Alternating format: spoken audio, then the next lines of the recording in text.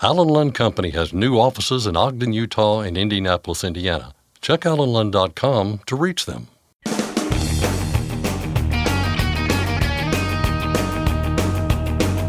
OOIDA, representing America's truckers since 1973, presents Landline Now with your host, Mark Reddick. Our ongoing preview of OOIDA's upcoming Truck to Success seminar continues with one of the first and most important steps an aspiring owner-operator must take, creating a business plan. Lewie Pugh of OOIDA and Andrew King of the OOIDA Foundation stopped by to explain. Also on today's program, the truck parking crisis continues to plague the industry, but some progress is being made, and in some places, that progress is considerable. It's happening at the federal level, but even more so at the state level, and that includes Texas. I'll speak with Adam Hammonds of the Texas Department of Transportation about what the department has done, why they're doing it, and what's next. But first, the news with Scott Thompson. Thanks, Mark. Our top story today, be on the lookout for a new scam that's going around. The Owner-Operator Independent Drivers Association is alerting truckers about fraudulent emails that claim to be from the Federal Motor Carrier Safety Administration. OOIDA has received several reports from members about the scam, which is a ruse to hijack a motor carrier's authority. The email, which appears to come from FMCSA, includes attachments of forms MCS 5889 or MCS 150 and asks carriers for the USDOT PIN. Adding to the confusion, the emails are coming from a .gov domain, but they are not from FMCSA. As a reminder, FMCSA will never ask you for your PIN on a manual form. If you get such an email, do not complete the attached form and do not reply.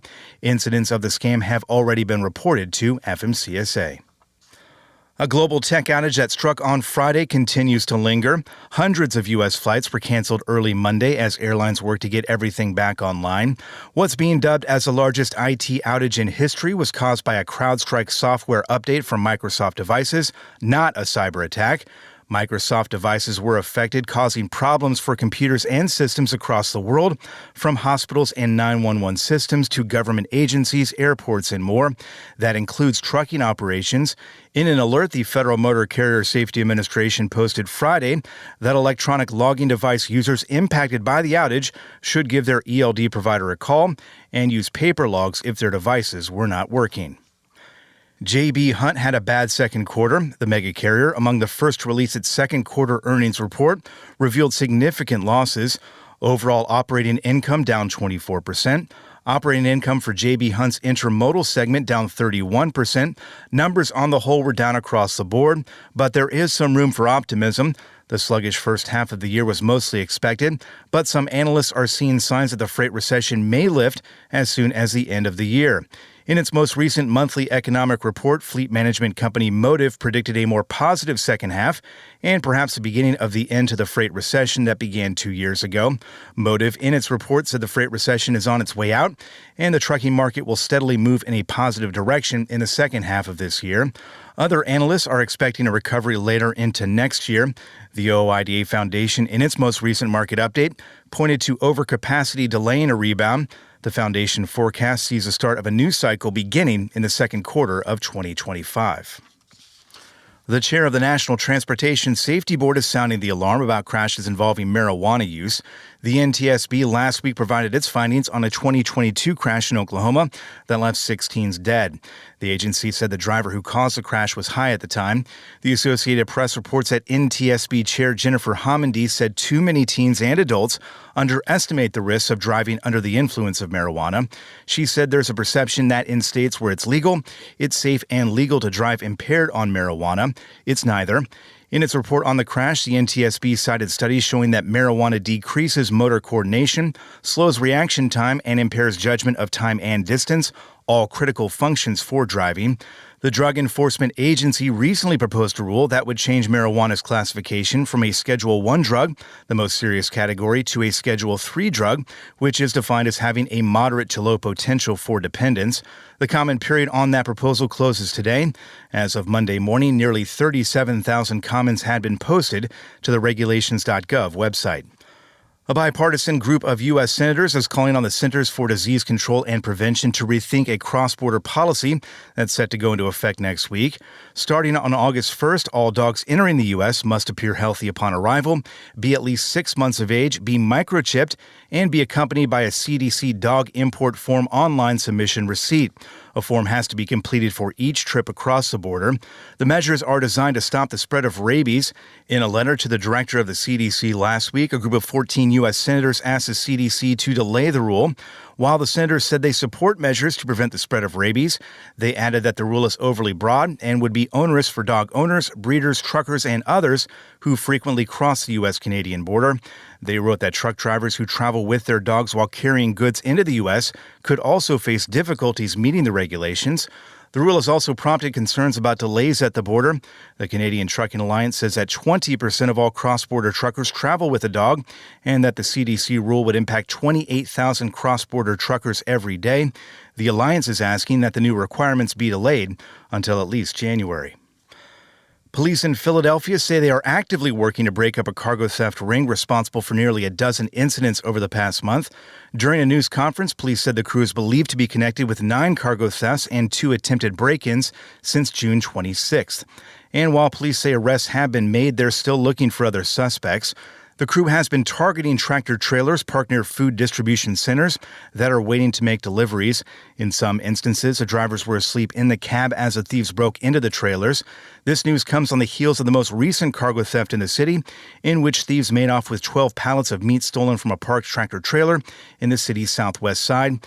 That incident was similar to a string of heists that have occurred on the northeast side of the city over the past several months.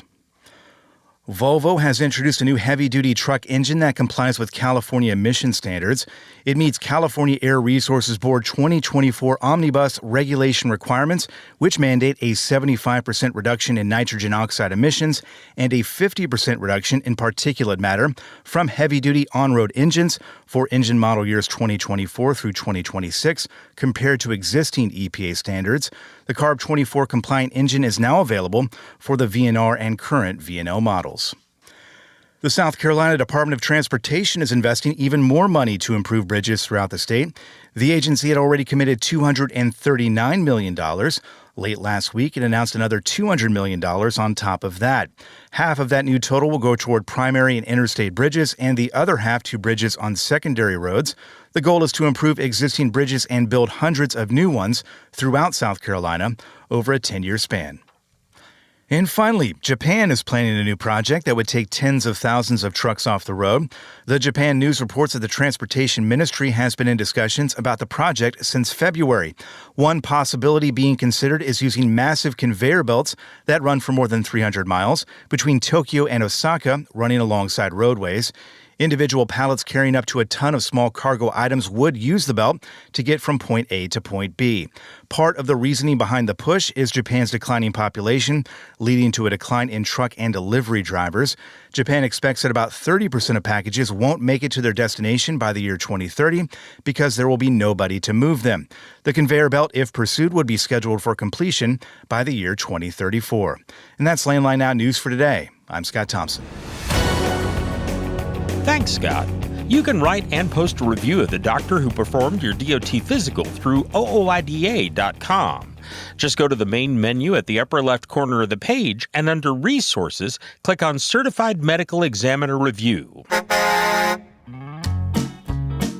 Starting Friday, Marty Ellis and OOIDA's tour truck, The Spirit of the American Trucker, will be at the Top Gun Large Car Shootout. That takes place at the Rantoul National Aviation Center in Rantoul, Illinois. Stop in, say hi to Marty, and join OOIDA for a $10 discount. Next, Scott Thompson discusses a class on creating a business plan with Lewie, Pugh and Andrew King. I'm Mark Rettig, and this is Landline Now. Thanks for listening. Be sure to like and subscribe. If you want more content, go to landline.media to get updated news, information, and archived editions of our show. Once again, that's landline.media. Capital Reman is your leading source for quality remanufactured engines and components. Capital Reman stands ready to serve all OOIDA members to help reduce costly engine repairs or replacement. Visit capitalreman.com today and use code OOIDA10 to save. ULSD is hurting your engine. Fight back with Howe's Diesel Defender. Get the most powerful cleaning and maximum lubricity to protect and extend the life of your entire system. At a guaranteed increase in fuel economy, and you can't go wrong with Howe's. Dispatch, I picked up that load of steel, so I'm ready to roll. Sounds good. Remember, we're getting paid by weight, so make sure to use a CAT scale. I wouldn't weigh anywhere else. Forget miss accuracy, weigh your truck on a CAT scale. It's tested and proven. Burn 2.1% less fuel when you balance all wheel ends with Centromatic. Call 800-523-8473 to get the OOIDA discount. Welcome back to Landline Now. In October, OOIDA is hosting its annual Truck to Success seminar, and over the next several weeks leading up to it, we're going to be walking you through a good portion of those sessions. Today, we're going over one of the foundational elements of starting a trucking business, creating a business plan. Walking us through that seminar today, Lewie Pugh, Executive Vice President of OOIDA, and Andrew King, Assistant Director of the OOIDA Foundation. Andrew, Lewie, good to see you. How you doing? We're doing good. Thanks for having us. Thank you. Thanks for being here.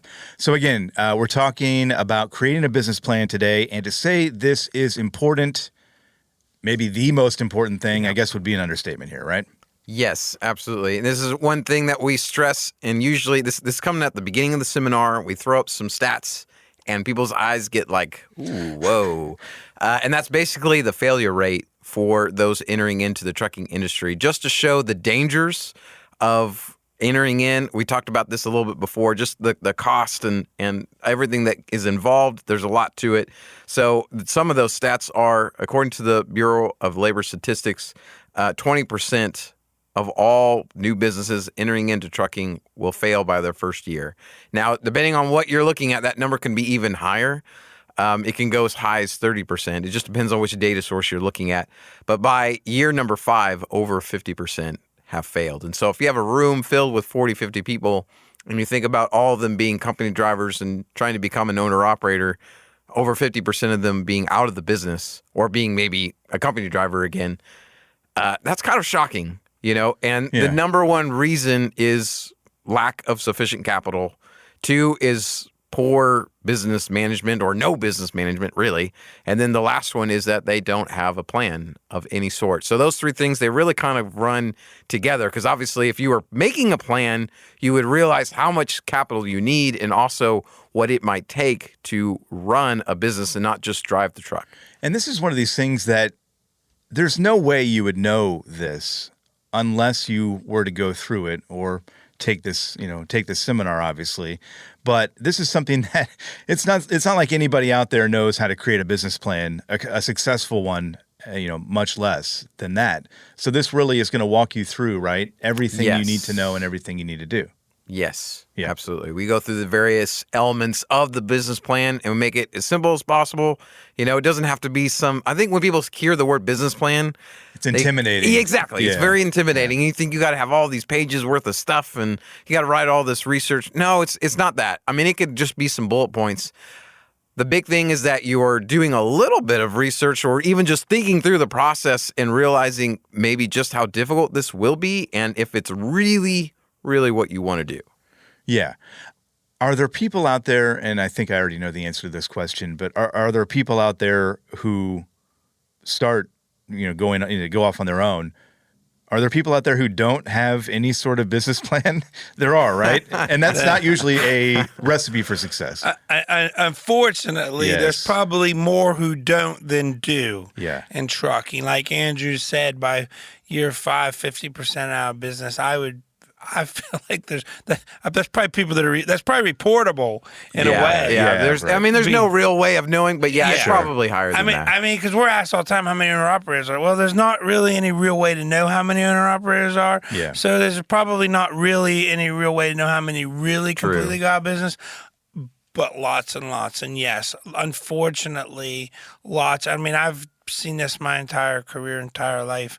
Unfortunately, so many people, they're really good truck drivers. They're not good business people. And, so that's the thing. And, I think our president, Todd Spencer, said it best.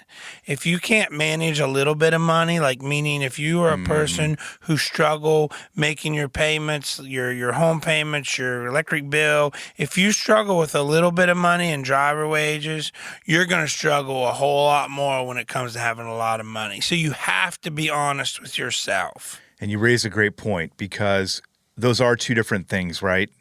Driving a truck, yes, and having a business are two separate things, and they're very different. Very, very different, require very, very much more time with one than the other. If you buy a truck and you have a business, then everything's on you. I mean, start, stop. Whether that truck breaks, you get to cancel, you have to cancel, miss things, whatever, because you're running your business or whatever. You got to come home on the weekends. If you don't have somebody at home and spend time doing paperwork, doing all these things. That person's going to be you. That person is going to be you. You can't, we hear so many people, well, I can pay this person, do this, I can pay. When you start paying, you're going to find out real quick that money's going to run out real quick. Money runs out quick. I tell people that trucking is a money saved business as opposed to a money made business. You have to figure out ways to do it cheaper, to save money. And I don't mean haul freight cheaper. I mean make your costs cheaper. Yeah. To save money, to be more successful. Andrew, there's a really cool slide up that shows what the average company, like big carrier, cost per mile is compared to the average owner operator. And oh my. Yeah. And I tell people every time he throws that is you need to figure out how to get your number closer to their number. Right. Not that owner-operator number, because that's where your profit comes. Yeah, absolutely. I want to run through kind of the seminar, and obviously this is just a thumbnail sketch of what you're going to learn if you go, but I want to start with the mission statement, because I think this is an interesting part of a business plan that I think maybe a lot of people don't think about. A mission statement. Why is that important? Well, it really summarizes exactly what you are trying to accomplish. It gives you a goal, a purpose, and I just throw out an example of OOIDA or even the OOIDA Foundation. In a short mission statement, you understand exactly what we're about. We fight for the rights of all truckers, and if you do the foundation, it's also through research and education. That one sentence tells you a lot about me, and you need to understand that when you're becoming an owner-operator, there are there's hundreds of thousands of motor carriers. What is going to make you different from the next guy? So having something like a mission statement will help set you apart. It also gives you a goal and something to focus toward. So you're not just saying, well, I'm going to get my own authority. I'm going to run in every state. And I'm just going to run everywhere and haul everything. That's not a business plan. That's actually a really bad idea. And it goes to what Lewie was just talking about of controlling your costs. You need to be realistic. And so having something like a mission statement can really put things in perspective. I mean, do you have an example of, it's going to be different for everybody out there, I suppose, but just an idea of kind of what you're talking about? Well, it really depends on, I guess, your scope of operation. What are you going to do? Maybe you wanted to focus on heavy haul, for example.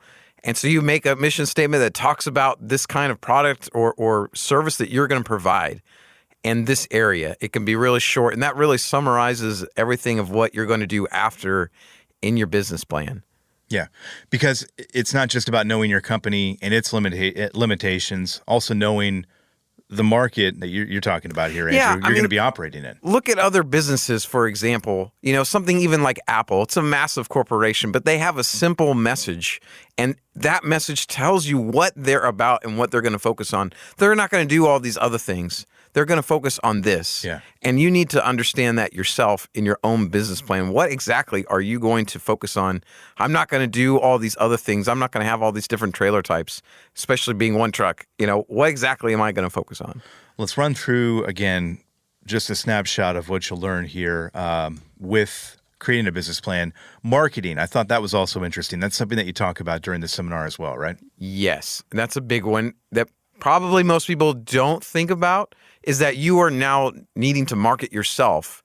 You're a business, you're competing against all these other carriers. What is going to make you stand out against the next guy? And that can even be just the name of your company is one that I pick up on, because being in permits and licensing department for a time when I first started here, and you see some of the names of some of the carriers, and they have, maybe it sounded cool at the time, but to me, I'm like, that's pretty dumb. And so, honestly, if I'm a broker or shipper and I'm looking at between different people, and who are you going to choose? You're going to choose a guy with a dumb name, or are you going to choose someone that is a little bit more professional? Andrew, honestly, that's a real thing. You want to call out some of those companies right now? Well, yeah, right. But it's marketing yourself, and how are you going to present yourself? Are you going to look professional and clean as much as you can, and just building those relationships with people on the dock and things like that? That's all part of marketing. Yeah, and we talked about this last time, especially in this environment that's out there right now. Marketing, networking, that's super important, and getting your foot in the door is an important first step, absolutely. And that goes into what we're talking about here. I would add, too, you have to think about, like, the marketing and marketing yourself. The world we live in today, there's lots of stuff out there. There's lots of things. You got to think about what you put on social media and all these things, because people can look at that stuff. Yeah. And will look at that stuff. And, I think everyone should be allowed to express themselves. Sure. But you want to think about how you express yourself. You don't want to turn off half of your potential customers. Exactly. Or more than that. You have to think about that kind of stuff. Yeah, absolutely. Now in today's world. Cost of operations. This is huge. We talk about this all the time. You have to know your cost of operations. This is something you talk about when creating a business plan, because I think this is probably the most important thing. Is that it's where we spend the bulk of our time. Yeah, okay. And that in the session on creating your business plan, this is probably the most time intensive, and we just go through a few different operating ratios that can be really helpful for someone wanting to become an owner-operator, and that's the number one thing is knowing your operating ratio. So this is basically showing you how efficient you are at keeping your costs low while still generating income. And it's something that all the big carriers do, and they run usually around 95%, which is, for them, they can do that. But for a single truck owner-operator, you don't want to be near that, because one breakdown, one little thing, and you are out. And it's basically the end of your business. So understanding what you're spending your expenses on, how can you cut those costs? How can you be smart with what you're purchasing, what you're doing, and can you make a return on investment on all of those things? So those are some of the stuff that we talk about on the cost of operations part. It is a huge, it's big. If you don't know what you're spending, how do you know what you need to be successful? And one of the stories I like to tell is just that first time we did the seminar, there was a couple people who came, and I gave them a spreadsheet on how to kind of figure their cost of operations, and everything was in the red. Yeah. And they said, hey, is this working correctly? So I went and I looked at their spreadsheet and said, yep. And their eyes were like, whoa, we had no idea. We are losing money when we're hauling freight. They were just picking up loads and going places. They had no idea what they were doing. And a lot of people do that. Yeah. And I honestly don't blame them, because they think, hey, I'm working. I'm making, money's coming in. Generating revenue. But they're not factoring that part in, not right? Profit. You're not generating profit. You're generating revenue. Yeah. And these are the things, again, that you talk about, and we talked about this last time, but being in the room with experts who know how to do this, you can get that personalized, basically guidance, right, from the people there about your particular operation. Lewie, as we're talking about all this, and people may be on the fence here as they're listening, do I want to go to this? Do I not? Would it help me? In terms of business plans, what would you tell people out there? 100%. I didn't have a mission statement or even think about mission statement. Yeah. I just knew I wanted to. But you made it. I watched this documentary in the 70s called Smokey and the Bandit about owning a truck. That's what I want to do when I grow up. So. Great documentary. Yeah, it's a great documentary. But they left a lot out. Yeah, just a few things. There's a lot to it. And you can't stress enough how important it is to have a business plan. I was going through 4-H and FA growing up, learned about farming and ag business and stuff like that. So I did know my cost of operations. I knew that I needed to make this kind of money to make. So I was fortunate there. But Andrew's right. Most of these people out here have no idea. Truck to Success, 3 days, starting October 22nd in Blue Springs, Missouri. There's an in-person part of this. You can also do it online if you need to. Trucktosuccess.com is the website to go to, and deadlines are coming up faster than we would anticipate. So definitely get on board here and check it out. Andrew, Lewie, appreciate it as always. We'll talk to you next time. Thank you. Thank you. We'll take a quick break. Landline Now returns in just a moment. Every year, 28 million people are trafficked globally. The Your Roads Their Freedom campaign seeks to raise awareness in the transport industry. Truck and bus drivers, be vigilant on the roads. If you see something suspicious, text 233-733 or be free. Truckdown.com. Whenever you have a breakdown, you need Truckdown.com. 24/7 access to 40,000 verified heavy-duty repair vendors nationwide. Less weight, more freight. Truckdown.com. Firestone tires are for more of everything, with more durability for more miles and more confidence in your fleet. Firestone's tested tires help fleets save with value where it matters most. Learn more at bridgestonenationalfleet.com/4moremiles. The truck parking crisis continues to plague the trucking industry, but some progress is being made, and in some places, that progress is considerable. You're listening to Landline Now, and I'm your host, Mark Reddick. Welcome back to the program. We've reported several times recently about efforts at the federal level to increase truck parking. One of those is the Truck Parking Safety Improvement Act, a standalone bill that would set aside $755 million over 3 years, money that would expand the number of truck parking spaces and that forbids the money to be spent on paid parking. Another is a provision in a spending bill now under consideration in Congress. That would spend $200 million on truck parking. However, at this point, it's unknown if that bill will restrict the money to be used for expanded capacity or other items. However, the action is not restricted to the federal level.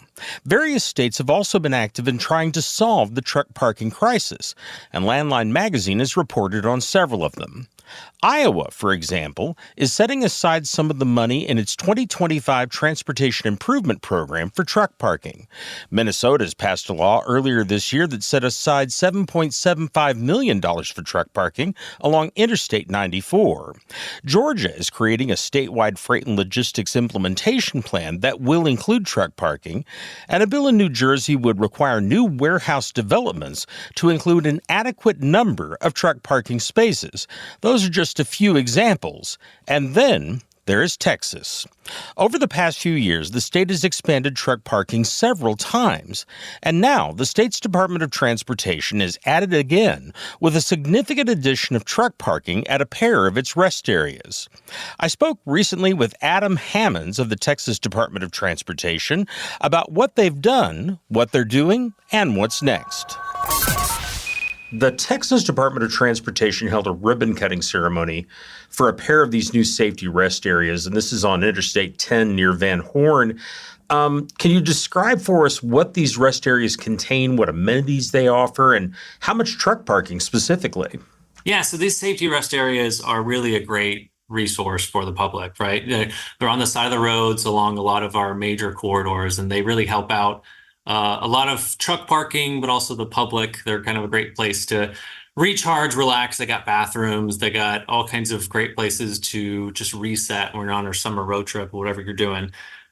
This Culberson County Safety Rest Area in Van Horn has a lobby space with exhibits, 2 sets of large restrooms, a family restroom, a picnic arbors, playground, vending machines, walking trail, all kinds of great amenities to help you relax and reset for that summer road trip, right? So you can just park there and just go to the bathroom, relax, have fun with your kids in the park, maybe even have lunch, do whatever you need to do to just reset for the rest of your travel.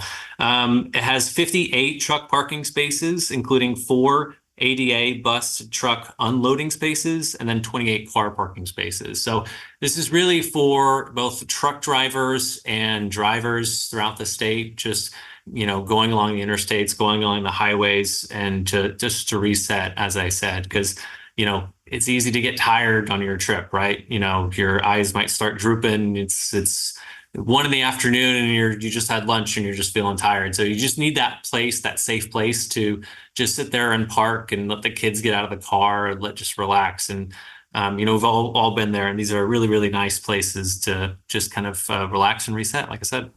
Okay. One of the big concerns that a lot of truckers have with parking these days is security. Do the new sites have some kind of security feature? Yes, they do. So the rest area has surveillance cameras, it has lighting, and then maintenance staff on site 24/7, 365. So, we have folks out there watching this. We're monitoring the surveillance system, monitors the parking areas, the entryways to the buildings, the building lobbies, and the vending area. So, and then I know there's lighting in these safety rest areas as well. So we really want to make sure we have those safe places to park for truck drivers. I know that is a big concern for truck drivers, and making sure they can relax and get the sleep that they need to get on the road, and fulfill their hours. So that is a big priority for us, to have that kind of safe place for truck drivers and the traveling public as well. Several years ago, I spoke with someone down there at the Texas DOT, and the DOT was in the midst of a significant increase in rest area truck parking. There's a program that was going on at that time. Is this part of a continuation of that program, or is this something additional or new? Yeah, essentially. So we have a 2020 truck parking study, right? And this looked at truck parking availability throughout the entire state. There's a really, really good, and I can send you the link to it. There's a really, really good kind of breakdown of that entire study. And it was just kind of looking at what we have, what's available, and what the need is, and then why we need these extra truck parking spaces. So after that study, we had that, and then looking at that, this safety rest area, the original design included 28 truck parking spaces, and it was then increased to 58 truck parking spaces per that. So, we want to make sure we get as much truck parking availability as we can. And this is definitely one strategy to do that, is to have our, TxDOT safety rest areas. Another strategy is to have the private sector fill in, all kinds of private sector truck stops along the routes. So it's kind of a collaboration between the private sector and TxDOT in building these safe truck parking spaces. You mentioned in relationship to that 2020 study that you looked at the why. Why does Texas need this additional truck parking? What was the conclusion of the study in that area? Yeah, there's multiple reasons, right? And first off is safety. Safety is paramount at TxDOT. It's our top priority for everyone. And having available safe truck parking spaces helps keep both truck drivers and the traveling public safe. Truck drivers, whenever they're getting to that end of that hours where they need to find a place to park, they will either, keep going past that time and maybe be driving a little bit longer than they should be. And they might get a little tired and a little sleepy. Or they will park illegally. And so that might be in the shoulder off a highway, that might be a shoulder off an exit, and that can lead to crashes. And so, we had a recent study that showed 138 people were killed in more than 2,300 crashes involving parked trucks. So it is a concern, and for both the traveling public and the truck drivers. And so having those safe places to park is just huge to make sure everyone is safe on our roads, because we want to make sure they can have that reliable place throughout where they're going. But it's also a big part of it is supporting the freight network, right? So trucking is a huge part of the freight industry in Texas, and we want to help support that. We have a growing population, a growing economy, growing demand for goods and services throughout the entire state.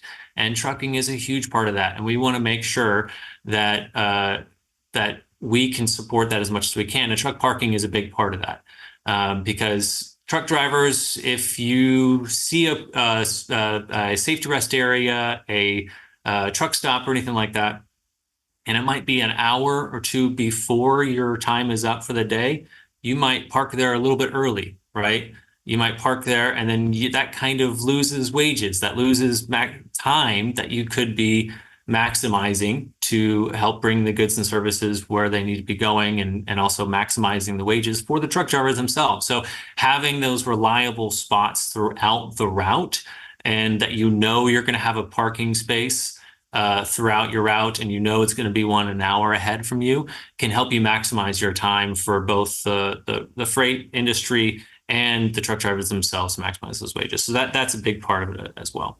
I'm wondering, Texas obviously is a very large state with an extensive highway network. So there's a lot of places you could put these rest areas.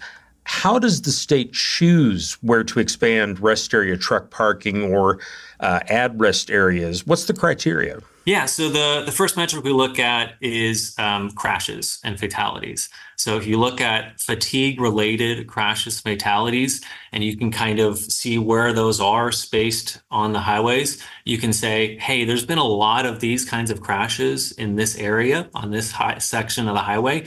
Let's see if we can put a safety rest area there. So that's kind of first and foremost. As I said before, safety is our top priority at TxDOT. So that's a big factor.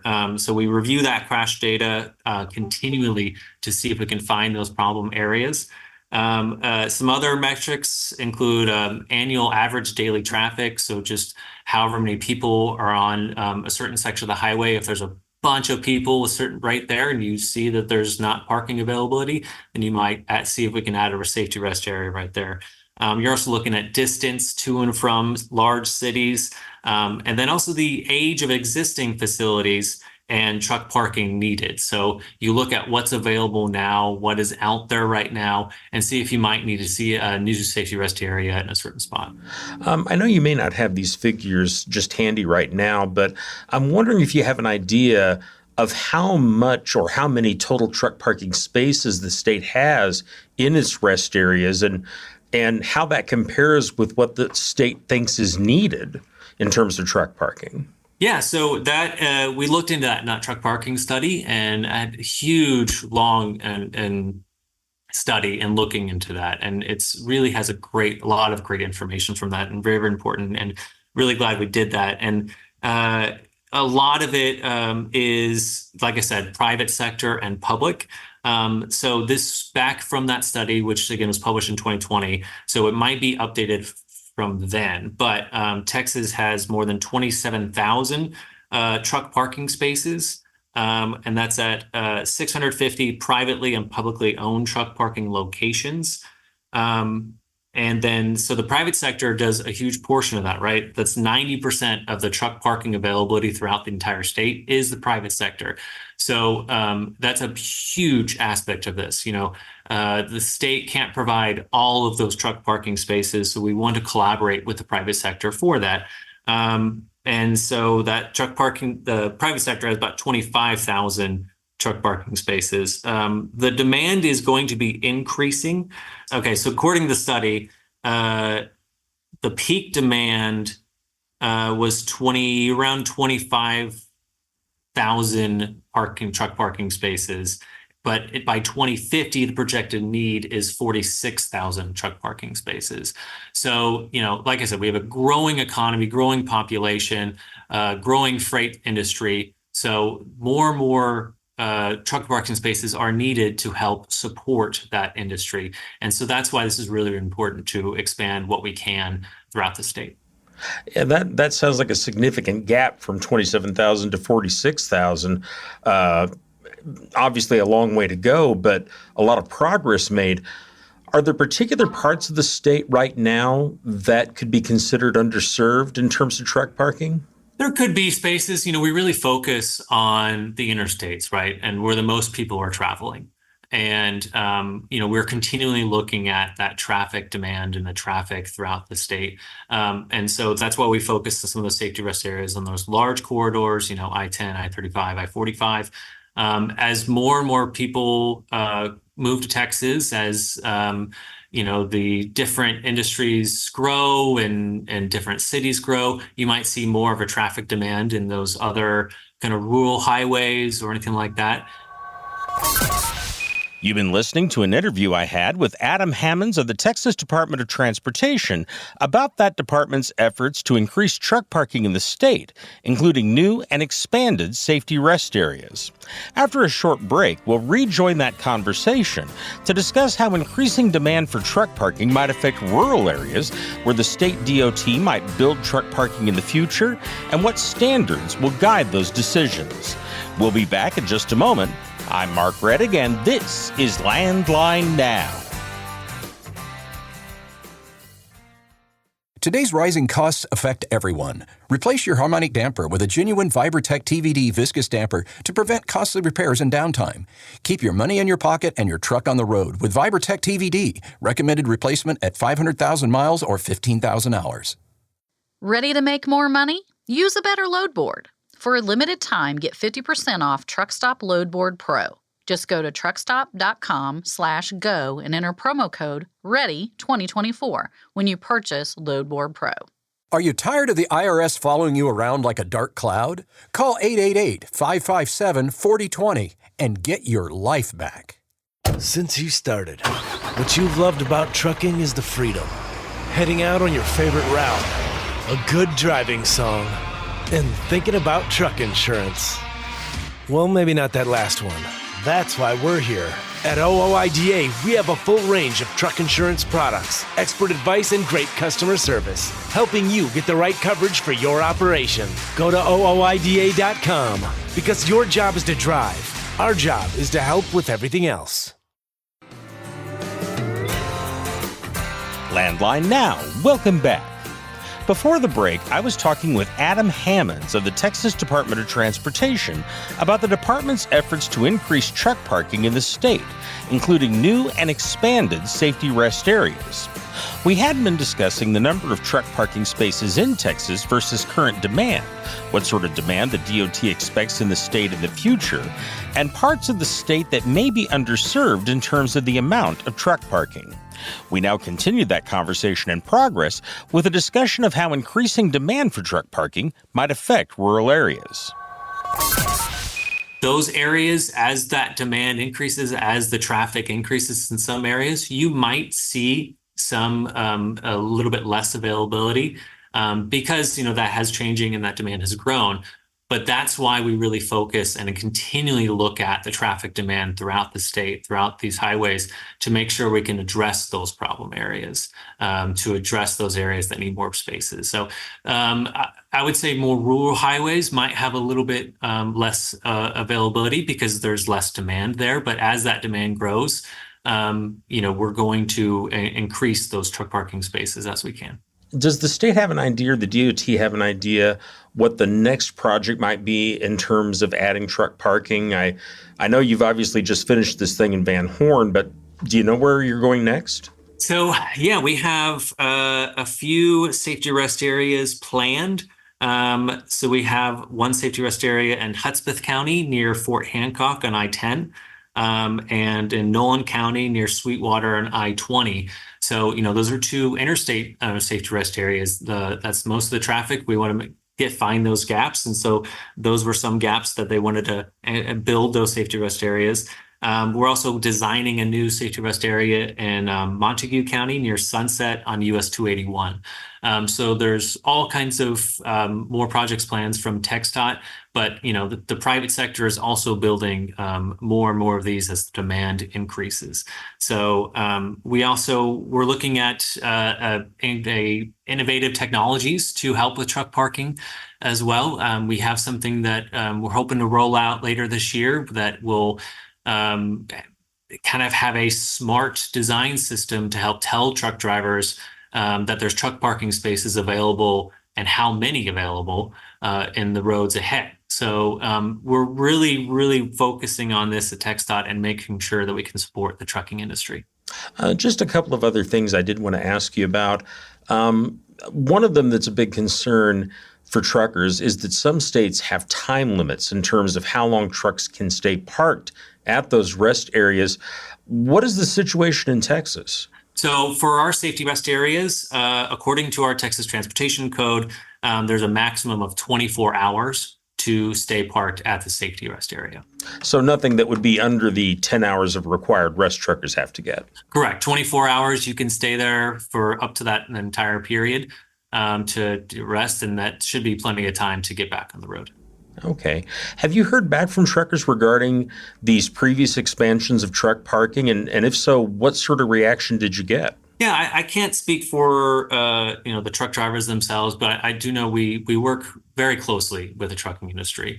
We want to make sure that we're supporting them. As I said, they're a huge part of the freight network, and we want to support that as much as we can. So I know safety is very, very important for truck drivers and helping them have a safe place to park, because, no one wants to sit there and go to sleep on the side of a highway in a dark, interstate. So, we want to make sure that they have that reliable, safe place to park. And, that's something that truck drivers want. That's something that we want. And that's something the public wants as well. They want to make sure that if they don't possibly have that potential crash on a parked truck on the side of the road. You want to give them that place where they can sleep, relax, and then get back on the road. That's all I had. Is there anything else that you'd like to add, or maybe you think I didn't ask about that I should have? Sure. The only thing I would say is, like I said, that the safety rest areas are really for everyone. These are great places to park. I've gone to several of them, and they're really, really nice. I really have felt my eyes droop, and I'd be like, I need to stop for a second. And I always try to look out for these safety rest areas, because they're actually really unique and they're really fun to look at, right? So we design them to reflect the local area. So each one is different and interesting based off the history of the local area and just maybe the culture of the local area. I'll give you an example. There's a really cool place in Ward County that has a building that looks like an airport hangar. And the reasoning is there is a nearby Air Force bomber base, Rattlesnake bomber base, during World War II. And so it just reflects the history of the area. There's several of them that kind of showcase the local farming community. So they're really, really interesting and cool safety rest areas to just kind of look at. They're not just a place to go to the bathroom. They reflect the community, which is really, really cool. And I also wanted to point out, like I said, fatigue is a huge cause of crashes in Texas. It is a serious problem. It's not, we want to make sure that people are paying attention and aware behind the wheel. So a couple tips to fight fatigue, scheduling regular stops, get a good night's sleep, obviously, avoid driving in late night hours, keeping your maximum driving to 8 to 10 hours a day. I know that can be difficult for truck drivers, but for people, going on their summer road trip. And then if you start hitting those rumble strips on the side of the road, I don't know if you've done that before, but you may be kind of merging and you hear, those rumble strips on the side of the road. That's a great sign for you to just, hey, let's find the next place to safely park and rest for a second. So it's really, really important just to always be paying attention and being aware as much as you can on the road. Okay. Adam, thank you very much for your time, and thank you for all the information. I certainly appreciate it. Appreciate you. Thank you, Mark. Once again, I've been talking with Adam Hammonds of the Texas Department of Transportation about the department's efforts to increase truck parking in the state, including new and expanded safety rest areas. You can keep up on truck parking developments in Texas and in other states through the website landline.media. Just go to the News tab at the top of the page and click on Daily News by State. At that same website, you can follow the latest news about truck parking at the federal level. Again, that website is landline.media. Meanwhile, because this is an issue that's developing at both the state and federal level, it's important to keep in touch with your elected officials at all levels of government to discuss this and other important trucking issues. If you want to make your voice heard at the federal level regarding truck parking, you should call your representative and both of your U.S. senators in Congress. To call any member of Congress, you can dial the U.S. Capitol switchboard at 202-224-3121. Provide the operator your zip code, and they can connect you directly to the office of your senators and your U.S. congressman. Again, that phone number is 202-224-3121. You can also make contact with those lawmakers by using the website fightingfortruckers.com. At that website, you can go to the Trucking Policy tab and scroll down to information about the Truck Parking Safety Improvement Act. On that page, you'll find a summary of the issue, as well as a pre-written letter to send to your lawmakers in Congress regarding that bill, or you can write your own letter on the same page.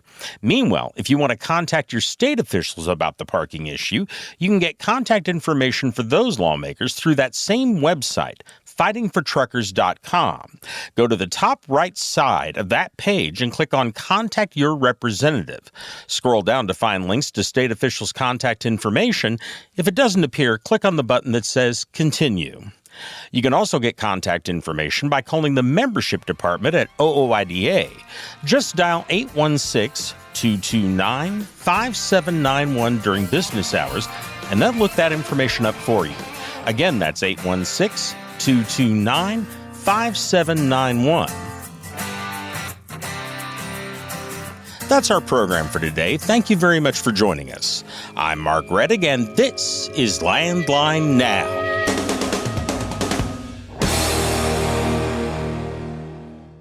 Thanks for listening. Be sure to like and subscribe. If you want more content, go to landline.media to get updated news, information, and archived editions of our show. Once again, that's landline.media. Penske owns and operates some of the best-maintained vehicles on the planet. Our used trucks come with a 5-year maintenance report and pre-sale inspection. So if you're in the market for a top-quality pre-owned truck, look no further. Search our inventory today at PenskeUsedTrucks.com. Control your toll costs and eliminate tolling headaches with Prepass Tolls. Prepass Tolls means toll volume discounts. Just one invoice for all tolls and fewer violations. Call 877-878-5970 or go to prepass.com. I'm a dad. A son. A husband. Wife. I'm a writer. Photographer. I farm. I'm a veteran. I love old cars, fishing. My kids. Chrome. And I am a professional truck driver. And together we are OOIDA. OOIDA was founded by truckers to stand up and speak on behalf of truckers. We've done that by combining the individual voices of our members into a single, powerful voice. Protecting your interests, defending your rights. Join us! Make your voice heard. Join OOIDA, the Owner-Operator Independent Drivers Association. Call 1-800-444-5791 or visit OOIDA.com.